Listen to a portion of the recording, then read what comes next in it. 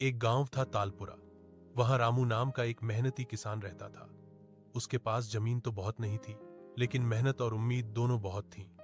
हर सुबह सूरज निकलने से पहले वह खेत में पहुंच जाता, मिट्टी को सींचता, बीज बोता और सपने देखता कि इस बार फसल अच्छी होगी। लेकिन इस साल बारिश धोखा दे गई। पहले महीनों तक बादल दिखे ही नहीं, और जब बादल आए भी तो आंधी तूफान के साथ इतनी तेज बारिश हुई कि आधी फसल बहकर चली गई। जो बची थी उसे कीड़ों ने खा लिया।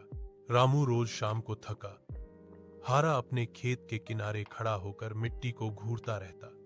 कहीं मैंने मेहनत कम कर दी? क्या मेरी किस्मत ही खराब है?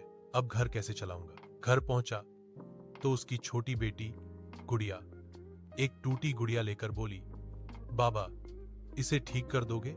रामू मुस्कुरा दिया। उसकी मुस्कान में दर्द था, लेकिन बेटी के लिए प्यार ज्यादा। कुछ दिन बाद गांव में किसानों की बैठक हुई। सरकार की एक नई योजना आई थी, बीज सब्सिडी, कम ब्याज वाला कर्ज और सूखा राहत। रामू ने पहली बार महसूस किया कि वह अकेला नहीं है।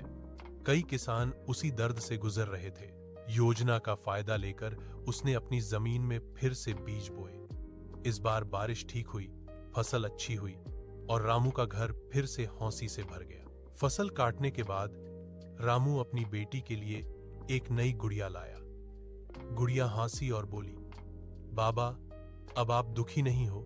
रामू ने उसे गले लगाते हुए कहा, नहीं बेटा, किसान दुखी हो सकता है, लेकिन हार नहीं सकता।